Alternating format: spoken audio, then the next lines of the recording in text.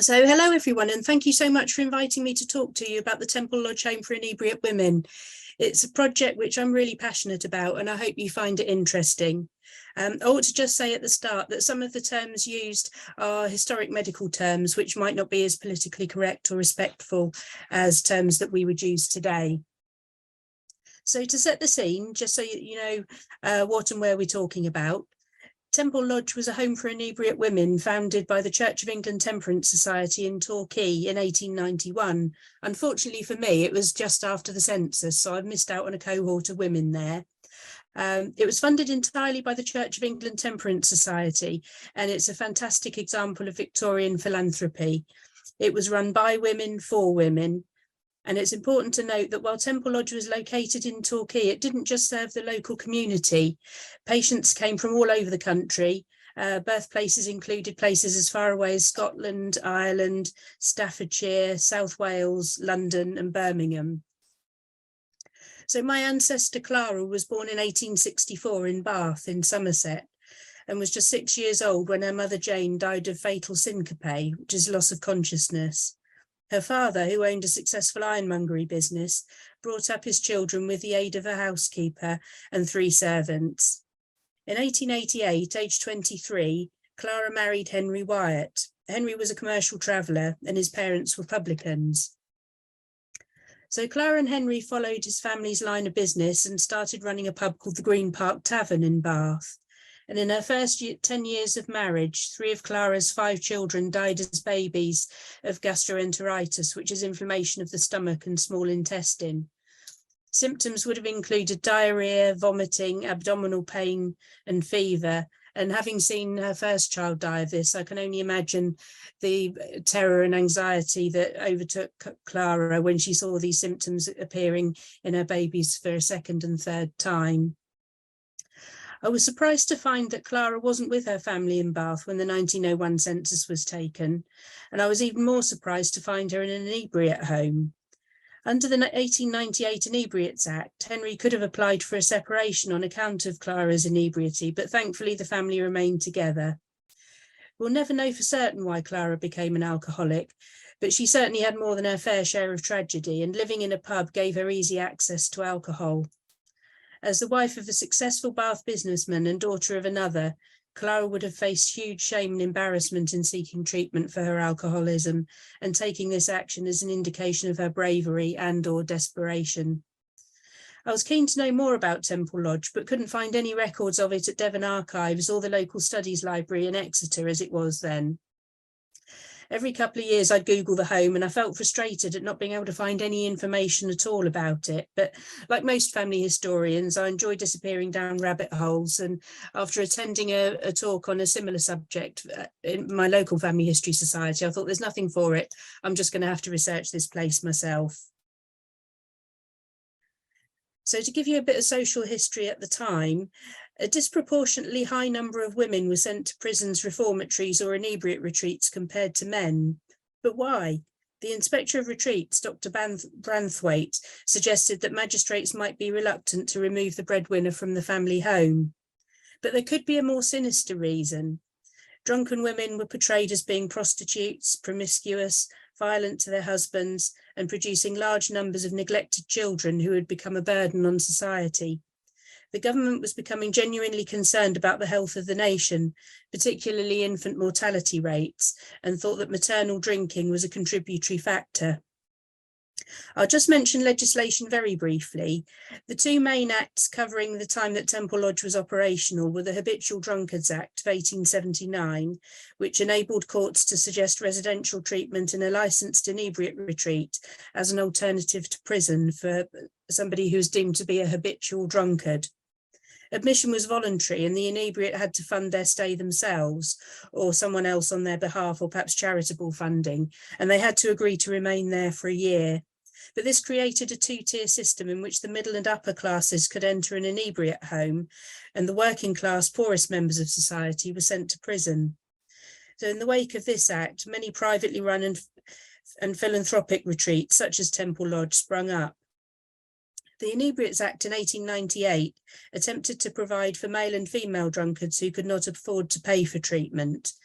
Convicts whose crimes where alcohol was a contributory factor and anyone arrested for drunkenness 4 times in a year could now be compulsorily committed to a state inebriate reformatory, which was intended to be harsher than a prison. The term inebriate included drugs if the substance was consumed by drinking it, for example, laudanum, opium, ether, and chlorodyne.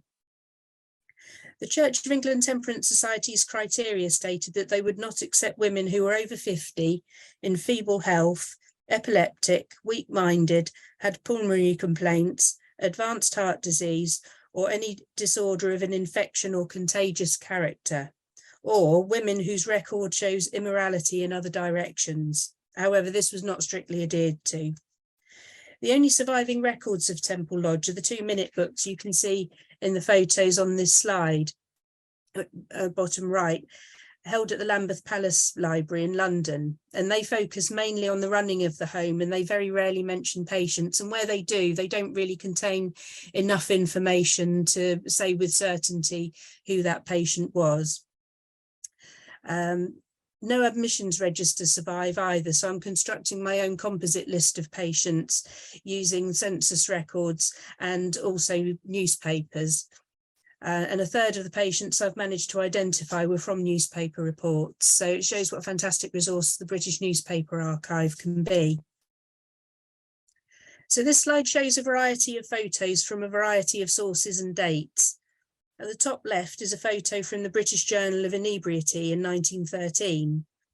The coloured photo is from the building's time as a YMCA hostel, which I think was around about the 1940s, as is the black and white photo on the bottom right. Top right is a photo from a newspaper in 1893, and the middle and bottom left are my own photos. And it's quite useful to get photos over sort of periods of time. And in the middle, if you look very closely, you can see that there's been a top floor added at some point over the years. So the 1910 Valuation Act field books tell us that Temple Lodge was owned by Geoffrey Erskine and occupied by the Church of England Temperance Society. It describes the property as being detached, stone-built, slated roof and stucco exterior, built in castellated form with false turrets and battlements. It was an old property, decorations necessary, and had gas lighting. It also helpfully tells us what the layout of the inside of the property was as well, so I can start to form a bit of a mental picture about what the inside of the building was like at the time. So on the ground floor, there was a porch, a corridor, 3 sitting rooms, pantry, 3 smaller rooms, bath, hot and cold, kitchen, scullery, and coals and laundry outside. On the first floor, 10 bedrooms, 3 are small, WC, linen cupboard and bath. And on the second floor, there was a large bedroom and a small room on the half landing.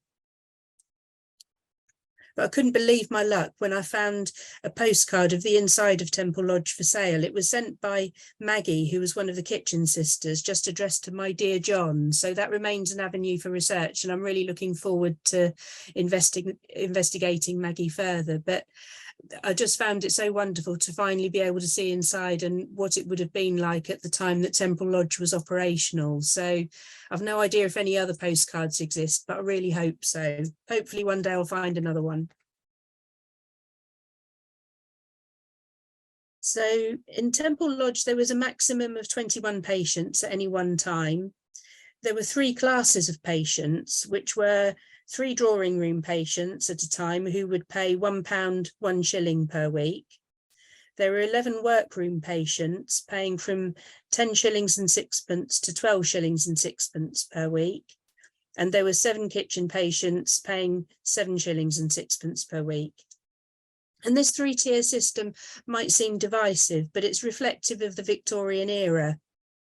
In one home, which had a more egalitarian structure, upper-class patients were aggrieved at being, as one woman described, compelled to herd with the outcast women of the town. There's only one sitting room common to them all. And they were especially angry that at mealtimes all patients were expected to fulfil what they felt were servants' roles. At some stage, there was also a free place, which would be discussed at meetings to, the various candidates, potential recipients of this free place, and those are recorded in the minute books. Most of the patients had alcohol problems, but some seem to have been admitted as a place of safety, for example, after a suicide attempt. And the Church of England Temperance Society homes were all in spacious, comfortable properties with attractive surroundings, and probably many of the patients would never have entered such a property except perhaps as a servant. Most Temple Lodge patients were many miles from home because it was considered essential to remove inebriates from their usual environment to limit unhelpful external influences which might threaten treatment. And visiting from such a distance would have been time-consuming and costly, and certainly not possible for poorer families living many miles away. And for those who were not able to read or write, keeping in touch would have been really difficult. And unfortunately, no treatment records exist for Temple Lodge, if they ever did, but information about inebriate retreats and reformatories can be found in contemporary sociological and medical publications. JSTOR is a particularly good source. So it's possible to generalise from information about comparable institutions. And there was a minimum 12-month stay because, according to the Inspector of Retreats, successful rehabilitation required continuous paternalistic guidance and control and enforced abstinence. So this slide here shows the likely daily routine. There's no evidence of any psychological therapy, simply withdrawal, abstinence and religion. Patients were fed a simple, unstimulating diet, and in some homes this was a vegetarian diet, as meat was thought to fuel immoral desires, including alcohol. And the approach didn't change much over the years. One former patient observed in 1926, the method of treatment was the provision of rest of body and mind, good food and general hygiene. All chores were undertaken by the patients. Daily life centred around prayers, chores and work, which included embroidery and producing fancy goods to be sold at sales of work to raise money. Workroom patients were occupied in fulfilling orders for house, table and personal linen of all sorts. Kitchen patients performed all the domestic duties of the home. Some of the large reformatories took in laundry, and it's possible that Temple Lodge did too. There also seems to have been some in-house vocational rehabilitation. Through chores, patients learned how to be servants and were found positions in service when they left. Having achieved sobriety, some patients became staff. To keep patient spirits up during the winter months, patients were entertained with concerts, lantern lectures, and even tableau and dramatic performances. And the staff in set homes, Church of England Temperance Society homes, were referred to as Sister and their names, so say Sister Mary or Sister Jane.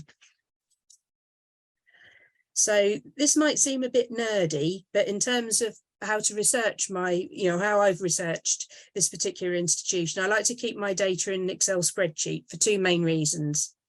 One, it enables me to see where the gaps are in my research. And two, it enables me to draw statistics from the research. I've hidden a few columns to get this on the slide, and it's probably way too small for you to see it properly, but some of the headings include name, year of birth, birthplace, whether or not I've checked the British Newspaper Archive for any articles about the woman, their marital status, the year and the age that they were when they were a patient, their husband's and their father's occupation, and whether any of those occupations were alcohol related. And I'm also researching the age they were when they died, the date, the cause and the place. And also on here it records whether I found them in the censuses, whether as a staff or a patient, because I'm also researching the staff, and any outstanding research tasks that I've got to do with for that particular person. So I just wanted to give you a couple of examples of the insights that this spreadsheet has given me. I mean, obviously my sample is small, and these statistics have been created partway through my research. I haven't finished it yet, and I'm only researching one inebriate home. So these results are not generalisable necessarily to other inebriate homes, but they are accurate as far as Temple Lodge is concerned.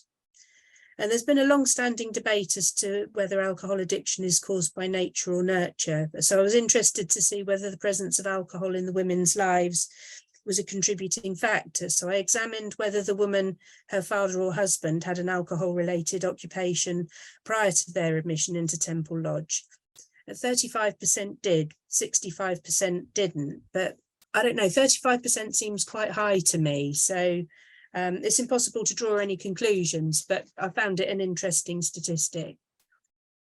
And this is just a pie chart showing the patient's marital status. You probably can't see the figures, but 56% were married, 19% single, 13% widowed, 9% unknown, and 3% divorced and separated. And I'll do further analyses. These were just a couple of examples, but I'll do further examples once I've progressed my research further. And of course, the stories about the people involved are the most interesting part of any institution. And here are a selection of newspaper headlines. Every single one relates to one of the Temple Lodge patients, and there are many more that I didn't have space to include here. But note the phrases used. Admittedly, most of the headlines refer to crimes being committed, but language used is very judgmental. But you can see that there are many interesting stories to tell about these Temple Lodge ladies. It's also obvious from the headlines that Temple Lodge did not rigorously apply the criteria for not admitting women whose record shows immorality in other directions. But it's important to remember, while some stories might be comical, others sad, but each represents a tragedy where a woman's life has gone off the rails. So what became of Clara? Well, she returned to her home by the end of 1901. And home by this time was a different pub. This one was the Britannia Inn, also in Bath.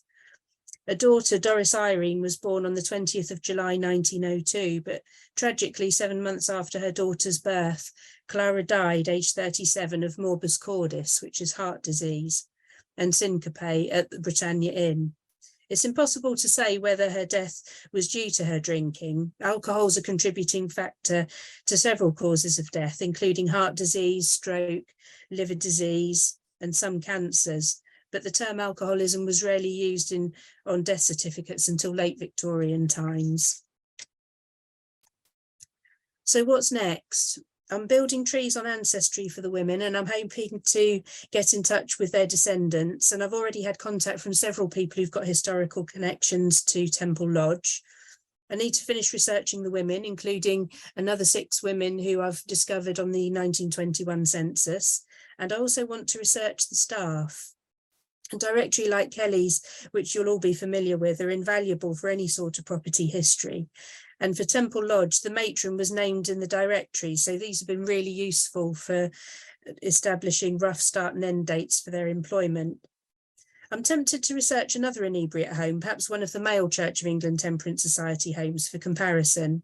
And I'm planning to update my website with more detailed biographies of the women. And I'm going to create graphs of patient numbers by month and year, using numbers from the reports of the Inspector of Inebriate Retreats. And I also want to create a map showing where the ladies were living prior to their admission, just to give some idea of the distribution of the, the wide area that Temple Lodge covered. And that's me done. So hope you found it interesting, and hope it's given you a few ideas about researching your own institution. And do get in touch if you have any questions or anything you'd like to say. Thank you.